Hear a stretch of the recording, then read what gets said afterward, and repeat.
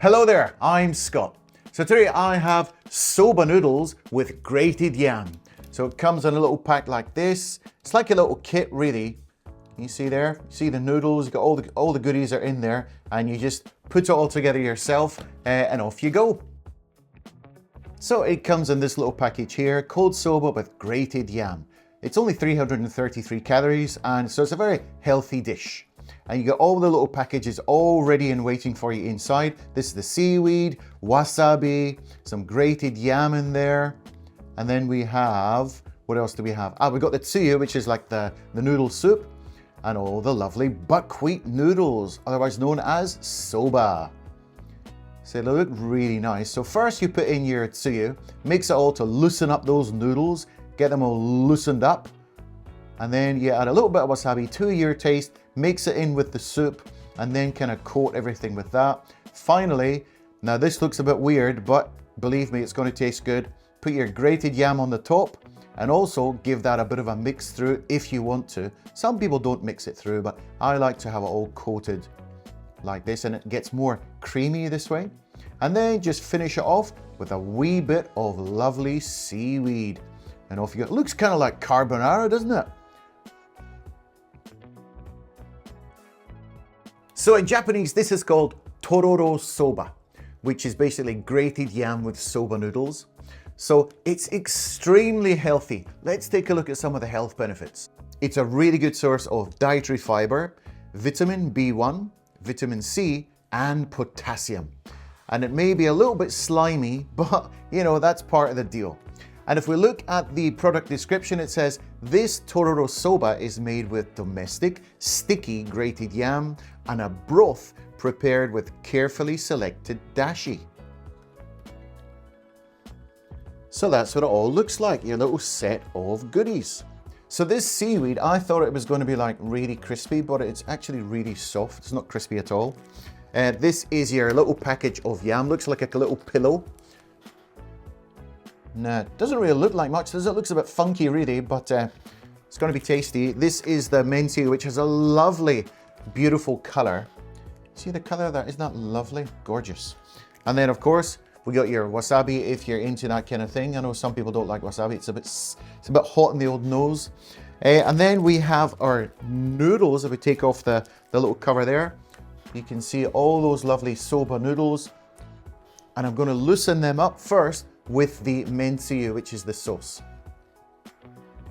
Now I'm using waribashi, which is the disposable chopsticks, because I just feel these tend to hold soba better, or basically all noodles, rather than the ones that you use in the house. So give it a bit of a mix through, loosen up those noodles.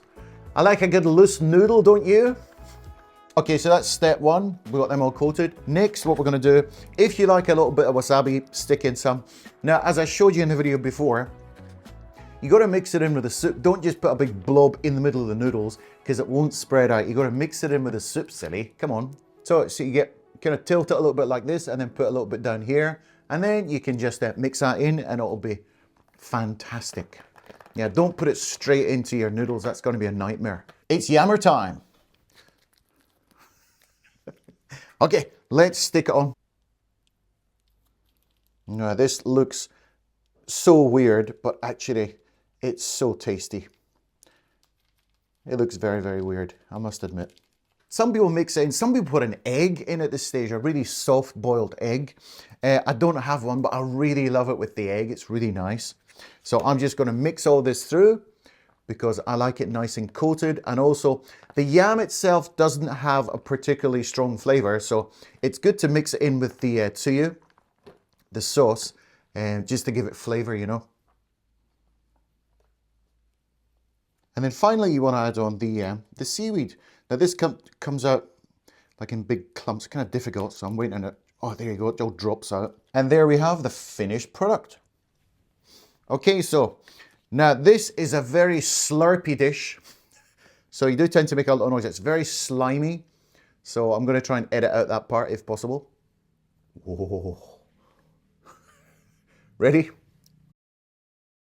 Mmm. Oh, that is just so nice. I really love soba with Tororo, especially the chilled one.